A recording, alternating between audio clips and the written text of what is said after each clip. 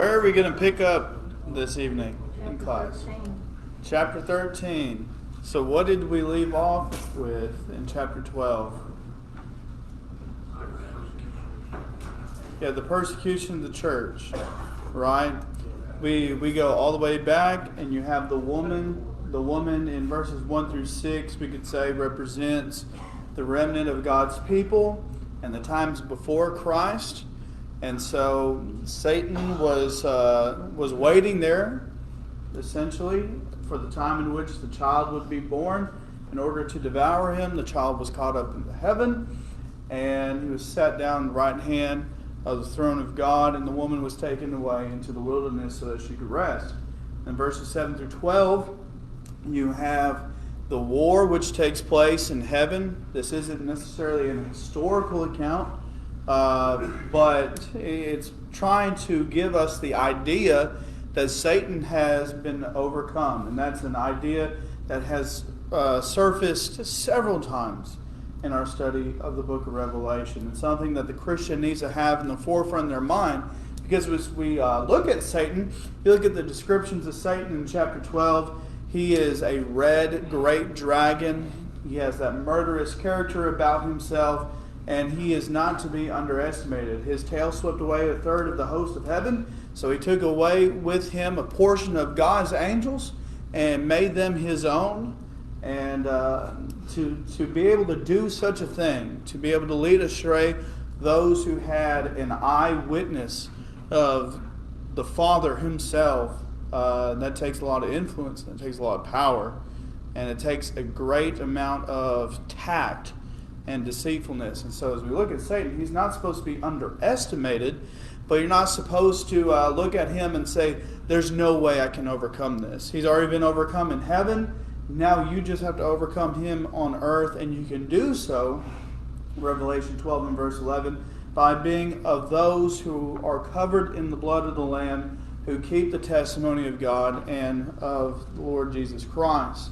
And so in verses 7 through 11, it ends with victory in heaven. Verse 12 is that the woe to those who dwell on the earth. And so in heaven, victory is forever. Satan is not going to make his way into the heavenly realm. He's not going to terrorize the host of heaven. He's not going to terrorize those who have gone on to their reward. But he is going to terrorize those who are awaiting a reward. He is going to try, and as Peter warned in 2 Peter chapter 1, to steal our election, to take away our citizenship which belongs in heaven, according to Philippians 3 and verse 20. Now, yes, sir. So he took a third of people that were in heaven, right? A third of the angels. A third of the angels. Yeah. So where are they at? They would be. I mean, like right now, where are they? I know the devil's still around, but what about the third of the angels? Okay, so what we know is we go to Revelation chapter 20, and you have Satan and his angels being put into the pit, and they were there in the pit, or the abyss, it says, until the final judgment, in which Satan and his angels are going to be thrown into the lake of fire. And so they're in a temporary binding place, right? But those bounds are going to be loosened for something permanent, yeah. Revelation 12 verses 13 through 17, we saw the persecution come again. Now Satan had been thrown out of heaven. He's extremely agitated. He is ready to devour every single thing that has to do with the Christ. And so, of course, he makes full steam towards the Lord's church. And so the church has been provided for. You know, it talks about how it was given 2 wings like an eagle.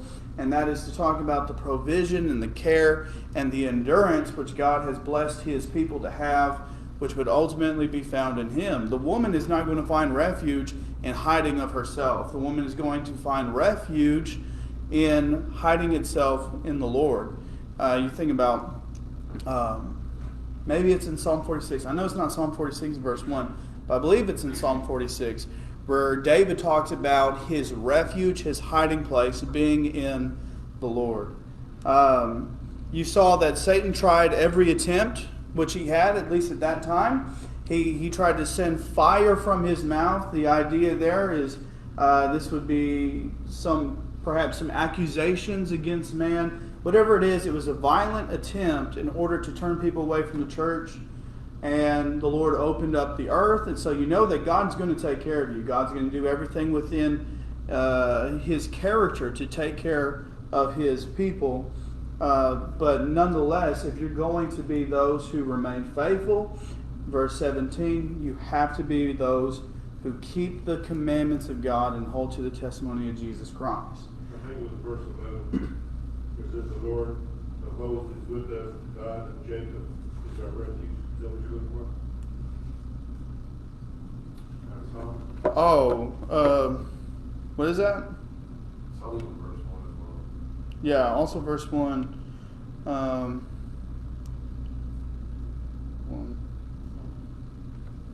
It may not be Psalm 46 I'm thinking of. Psalm 32 and verse 7. That's what it is. You're my hiding place. You protect me from trouble. Psalm 32 and verse 7.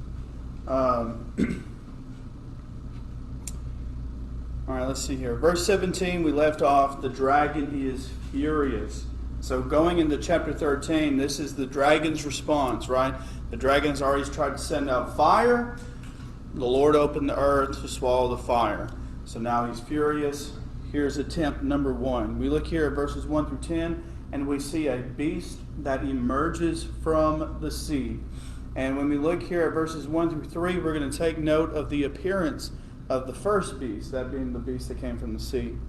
It says, and I saw a beast rising out of the sea with 10 horns and 7 heads, with 10 diadems on its horns and blasphemous names on its heads. And the beast that I saw was like a leopard. It was like its feet were like a bear, and its mouth was like a lion. And to it the dragon gave his power and his throne and great authority. One of the heads seemed to have a mortal wound, but its mortal wound was healed, and the whole earth marveled as they followed the beast. What does it mean to have? What does it mean that the beast came out of the sea?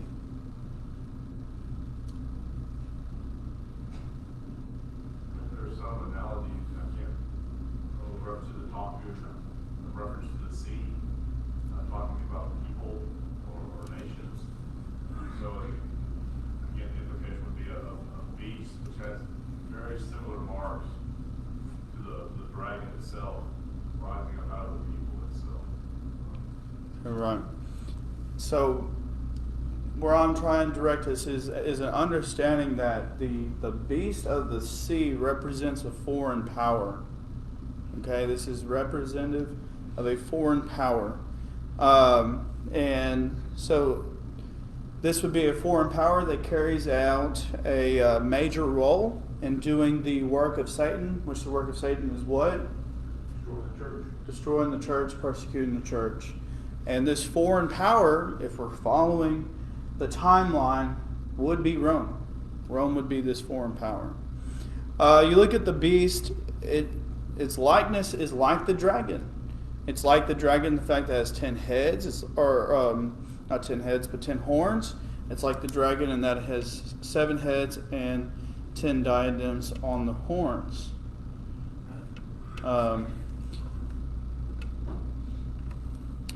I think that this may be an allusion to the power which Rome had, right? Whenever we looked at those characteristics about Satan, we made an allusion to his power and his intelligence.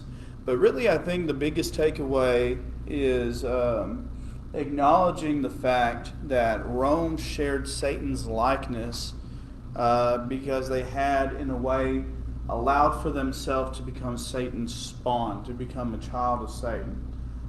We know in Ephesians chapter 2 that anyone who lives in a life of disobedience are those who are following the prince of the power of the air. You remember when Jesus, before Jesus, was told that he was a child of fornication, he had told the Pharisees that they were children of the devil because they were sharing in his character. And so in like manner, you have Rome here. Rome is sharing in the character of Satan, and so their appearance is going to be described as like Satan's. The blasphemous names. A lot of people try to figure out what the blasphemous names are. I don't really know why they try to figure it out. I don't know how you figure that out. But the big thing for us to acknowledge here as we look at the blasphemous names is that this really just indicates a completely irreverent and rebellious attitude towards God and towards all that is to be held sacred. Really, that's the idea. Sir? Does history show another nation other than the Romans the cruelty toward the church than they were? In the time that John's writing, most nations afterwards, they try to use Christianity as a legitimizer for their cruelty towards other people. And so there really isn't going to be any nation that sticks out. I mean, you could maybe talk about like the Byzantine Empire with like Islam and stuff. And their cruelty. Islam is strong against Christians itself, but the persecution that we see through scriptures and through history of the Romans towards Christians has not been duplicated anywhere else that I've ever. Right. Most ancient societies would respect other cultures' religions, and you think about the Greek Empire. The Greek Empire grew so fast because basically they were just adopting countries. Yes, they would exercise military force if that was needed, but one of the selling points in getting all these kingdoms to join in their empire was if you join, you get Grecian Empire privileges, right? And we're not going to take away anything from you. Yes, we're going to tax you, but you're going to get all these other things in return. And so the tax and the blessings, they outweigh one another. And then Rome even began that way. Rome, again, they would exercise military power if they needed to, but it often became the case that they were able to just talk their way into it. Persecution wouldn't really come until Nero, and that's something that we'll bring up here in a few moments as we look at the wound and what all that has to mean. Well, I think when you look at this stuff, think about who it was written to, right? First century, so it wouldn't make any other sense to them that they're talking about the Roman Empire. Yeah. But it's written in such a way that it's vague. It doesn't name Rome. They couldn't name Rome because it would have been destroyed. Right. But any government tends this way. It's a government of the world. Yep. And power corrupts, and absolute power corrupts absolutely. Even in the country that we live in, even though it was founded on godly principles, look how far we are removed. And if you think in a moment that the government wouldn't take power to subject the people or Christianity, you're delusional. Yep. And I really fully expect in my lifetime, definitely in our kids' lifetime, that the church in the United States will be persecuted. They're not going to stand for our stance against abortion. They're not going to stand for our stance against homosexuality. This is not going to happen. They will not allow that. And so, you might point to the most worst governments in history, but it is coming. Yeah. I mean, you already see the double standard in our country. I think about, like with the mask controversy. I mean, there's people on both sides of it who were acting inappropriately with it. I mean, you had some people that were of the persuasion you should not be told to wear a mask, and so they would go to like ice cream shops. I think it was in Ohio. They went into an ice cream shop and they were yelling at all the kids who were wearing masks because their job told them to wear a mask, yelling at them not to wear masks, slamming doors, breaking windows, and all that stuff. And so, but there's a double standard. In fact, like most people of the more liberal persuasion are looking at it going, how can you tell someone what to do? But then they're saying you need to be wearing a mask. And so there's always a double standard, pretty much, except for with God. And I mean, that's the fault of man-led leadership. And I mean, the double standard is the precursor of persecution. So, yeah, this is definitely character of most, if every, nation in the world, but specifically Rome, because I mean, it doesn't matter a hill of beans to the people that John's writing to if this is about America, right? And so many people want to take it and look at it. Oh, this is about America. Yeah, how's that going to help them right then and there? You know, it's not. Back to the blasphemous names. Something to keep in mind is that number 7, whenever we're talking about 7 heads, whenever we talked about Satan, we brought out his complete intelligence or his full intelligence. And so, in like manner, as we talk about Rome having these 7 heads, Rome was a very well-run empire for a very long time. And it seems to be the case that this intelligence, at least in portion, would have been directed against the persecution of the church. I mean, you think about some of the schemes that were had in order to cause concern against the church. Man, it takes some planning, you know. Says they wore the blasphemous titles, almost, and you know, you look at the description, it's almost like the blasphemous titles are the diadem, you know. And so this could be a reference to the titles that emperors would often use of themselves to assert themselves to the level of deity, at least to the Roman people. You look at the animal description. The animal description ought to be somewhat familiar, just because I remember around the time I started, Doyle was teaching from the book of Daniel. And so these pictures of these animals are something that goes back to the book of Daniel. Daniel chapter 7, Daniel had a prophecy of 4 beasts coming from the sea. The first had a mouth like a lion, that was the Chaldeans. The second had feet like a bear, and that was the Assyrians. And the third had...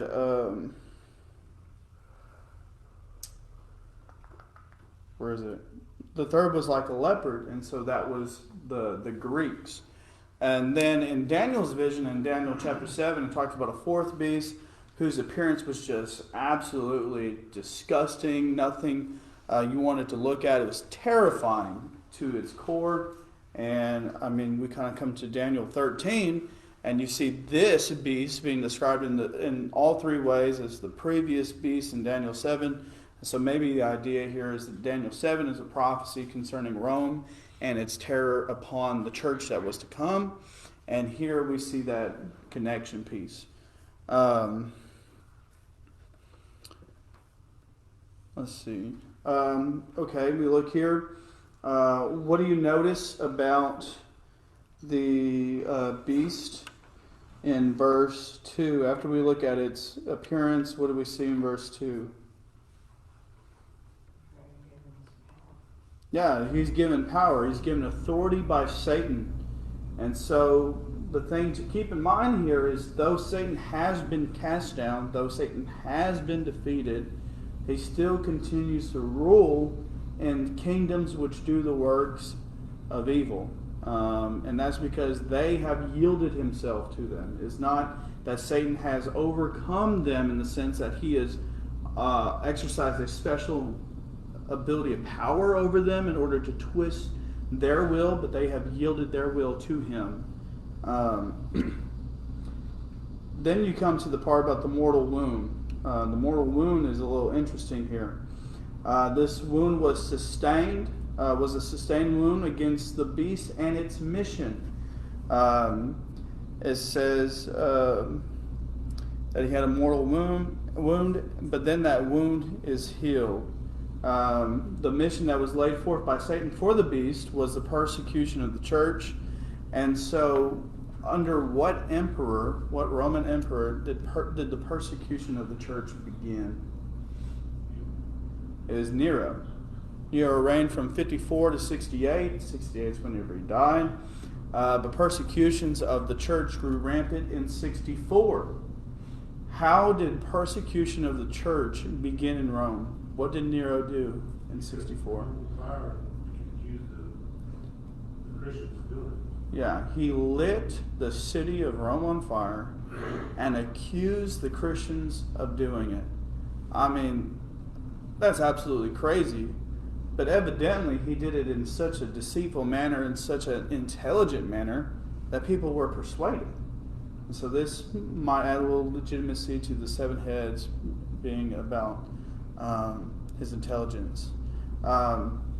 Nero, another fact about Nero that correlates with what we see about the beast and the dragon as well, is that he was trying to assert himself as God and to stir people away from Christ. That was what Nero desired to do.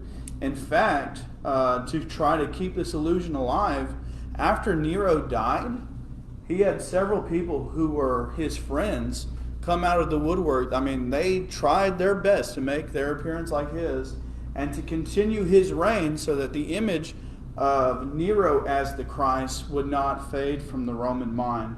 However, of course, that failed, right? So after Nero's death, Nero really instilled this policy of persecution against the church. But after Nero had died, there was so much confusion in the Roman Empire that the persecution of Christians just kind of fell on the back burner. No one was really concerned with it until the second Roman emperor that is tied to the persecution of the church came. And that's Domitian. Domitian became emperor in 81. He died in 96, and so his reign was from 81 to 96. And his persecution was much greater. And really what it was a revival of Nero's policy of persecution. And it even went to further extents in his attempt of making himself a god in the Roman Empire. And that seems to me to be the meaning of verse 3. You had the mortal wound. That was the strike against the mission of the beast. And so Nero fell. The policy of persecution kind of faded away. But then it was revived. You had the healing that takes place. And Domitian is carrying on the mission of Nero, really the mission of Satan. Was that in AD 70 after Jerusalem fell? Is that different? That is different. In AD 70, the Roman emperor was Titus Flavian. And so that would have been about... Nero's persecution ended in 68. After that was Titus and Flavian. And then around 90 is when Domitian really started picking up his persecution against the church. Of course, there was some remnants of persecution that took place between Nero's reign and Domitian's reign, but for the most part, I mean, it died down. I mean, you put 500-degree heat on your hand, and you bump it down to 125, you're not going to complain as much, right? But then it bumps up to 700, maybe you'll tell the difference on it. Verse 4, you see the adoration of the beasts of the sea. And they worshipped the dragon, for he had given his authority to the beast. And they worshipped the beast, saying, "Who is like the beast, and who can fight against it?" They're worshiping the dragon, while their focus was on the Roman Empire and its leaders. The ultimate focus of their worship was upon Satan. And this, of course, was being done unknowingly on their behalf, especially since the Romans didn't really believe in Satan. Which is just really interesting, how you can not believe in something and still work for it. You know, you see the question there: who is like the beast? The very first thing that comes to my mind is Micah 7 verses 18 and 19. Or in Micah 7 verses 18 and 19, Micah is talking about the glory of God. He says, "Who is a God like you?" Right? And then you have these people who have tried to elevate themselves to the status of God and have convinced the people that they are of the status of God. They say, "Who is like the beast? Who can fight against it?" This really puts on display the pride and the arrogance of the Roman Empire. And the unfortunate thing, and this is the very same thing you see with the Edomites in Obadiah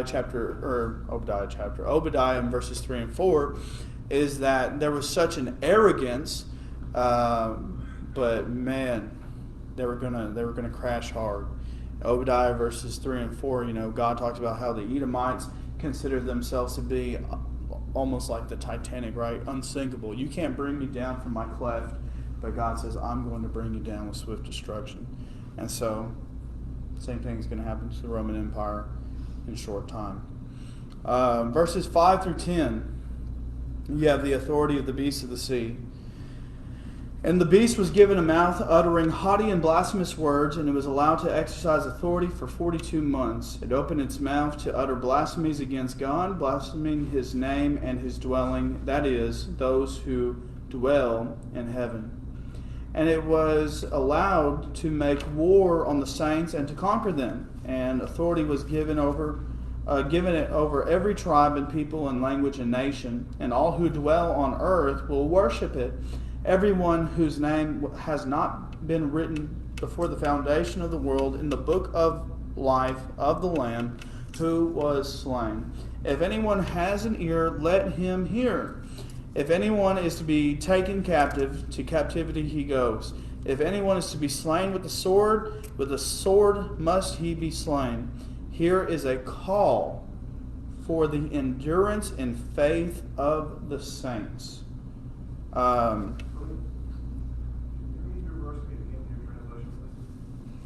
And all who dwell on earth will worship it, everyone whose name has not been written before the foundation of the world in the book of life of the Lamb who was slain. Your translation doesn't say of the Lamb, right? It's like predestination. Right. In the King James, it says, and all that dwell upon the earth shall worship him, whose names are not written in the book of life of the Lamb, slain from the foundation of the world. Right, yeah. I know. Okay. I was going to hit it. Fine. Good. Everyone. Okay. Okay, so let's talk about the predestination thing here. Is verse 8 talking about predestination? Calvinistic predestination. There is a biblical definition of predestination, but there's also a Calvinistic definition of predestination.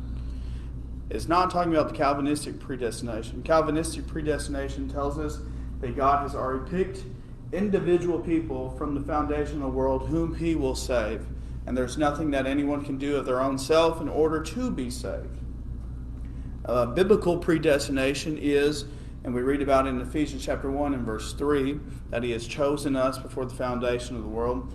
The word there, the Greek word there is prodizomai, and prodizomai basically just details a set of requirements that exist already. And so the biblical definition of predestination is more along the lines of, I'm an employer, I'm looking for an employee, I have set requirements.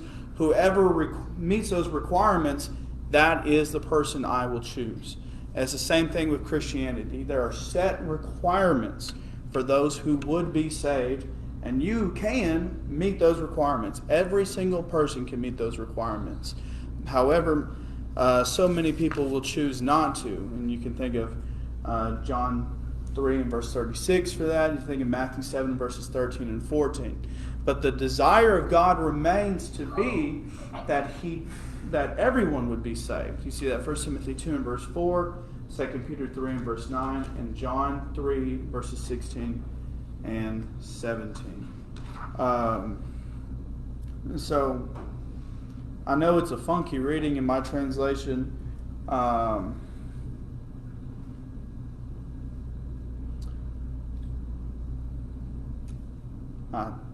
don't really know how to say what they might be saying in a correct way. All I know is what the Bible teaches, and so take that into consideration. I think you said it. As far as the Lamb slain from the foundation of the world, that was the plan. Right. That's for 1 Peter 1 and verse 20. Yeah, so that was the plan.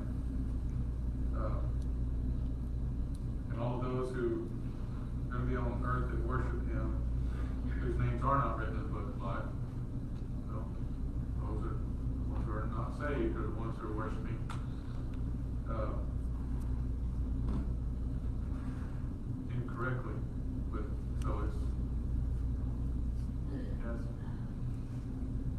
Right. Yep. Think about it. 1 Peter 1 and verse 20 is talking about the Christian and how the Christian has been saved by the precious blood of Christ that was known before the foundation of the world. And so I guess in like manner you could say the Christian has been known before the foundation of the world. Maybe. And like you said, it's the conditions that God, it's the structure that God set up from the beginning, that Christ, the church, and the structure of who's going to be in the church, not as individuals specific, but as in who meets and who wants to obey Him and follow Him. Well, that He would have that was the desire, and that was the plan. Yep. And it was set up before the foundation of the world, so therefore the church was in the mind, and all these things were set out and planned and in place for it to happen. Right. 1 Thessalonians 5 and verse 9, it was the plan of God that man would not receive the wrath of God. Let's see. Sorry, well, I'm going to mention before I forget, I'll forget. People, it kind of ties in with your predestination thing here. People will argue, or denomination will argue that again it's arbitrary. People, even in the church, will argue against what they consider the foolishness of commandment keeping. But here, we just read in chapter 12, verse 17, who is the devil going after? Those who keep the commandments of God. Yeah. And then we're going to read here, eventually verse 4, chapter 14 again. Here is the patience of the saints. Here are they that keep the commandments of God and the faith of Jesus. To scoff at commandment keeping is to scoff at God. Yeah. And,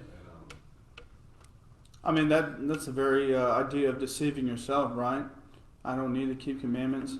Evidently, that's all Satan cares about, is people who keep the commandments. I mean, that's 1 Peter 5 and verse 8. He's a roaring lion seeking someone to devour. That's a warning against the church, and really, greater context, a warning against the remnant of God's people. And so anyone who doesn't keep those commandments, that verse doesn't necessarily speak to your current condition. He's not concerned with you whatsoever. You're in his back pocket. And there we have the verses that encourage us to remain faithful and to endure until the end. We see all of those. Endure in what? Doing what God has asked, even in the presence of persecution. Yeah.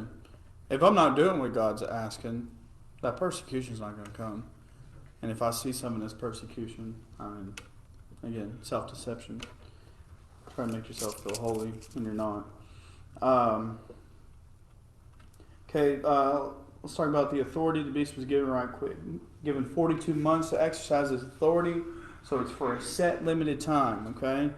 And during this time, the focus would be upon speaking blasphemy against God and those who dwell in heaven. And so this was going to be seen in persecution, and this would also be seen, and this is like big time foreshadowing, corruption, spiritual corruption, the Roman Catholic Church, namely. During this time of 42 months, the beast would be allowed to make war on the saints and actually conquer them. And so again, this is kind of a tidbit that speaks to the free moral agency that God has given man. Speaks against Calvinism. Calvinism says it's without your choice. You can be saved even if you don't want to be saved, or you are saved even if you don't want to be saved, and you are not saved even if you want to be saved. That's Calvinism. I mean, that is clearly not the case in Revelation 13. All who dwell on earth will worship it. This is people of a worldly persuasion, being those who indulge in the flesh and the passions.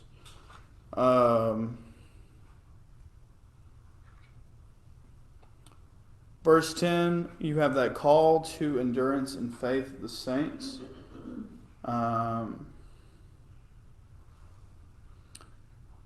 that is something for us to really be focusing on and really be thinking about, especially as we talked about the character of our nation now and the direction in which it's heading. This is something to begin preparing yourself for, preparing future generations for, is to have the backbone to endure and to remain faithful. Also in verse 10, that the phrase there, if anyone is to be taken captive, to captivity goes. If anyone is to be slain by the sword he must be. Really, I think this all kind of boils down to the fact that you're going to have those who bow a knee to Satan or bow a knee to the emperor. They're going to worship him, and they're going to be captive. They're going to be captive to sin. Everyone who commits sin is a slave to sin. John 8 verse 31. But there are also going to be those slain by the sword. You see that with in Revelation chapter 2 with Antipas and in the church of Pergamum. There would be those who would be slain by the sword, and they are to be slain by the sword because they're not going to bow a knee. Antipas was faithful. He was slain for the cause of Christ. And those in Pergamum, yes, they had their issues, but one of their issues was not that they were going to yield their allegiance over to the emperor, even though they seen the exercised authority, which we're kind of reading about here in verses 5 through 10. Okay, so I'm going to end here. Next week we're going to pick up in verse 11, but for a moment I'd just like to make something aware to y'all, kind of a new evangelistic effort we're doing. Yesterday I went to the A&M Kingsville campus, and all of this kind of really needs to be chalked up to Luke. Luke did all the groundwork. I just helped him with some things. But Luke had organized a Bible study with the people in his ROTC program, and also some other people have been invited from outside the ROTC program.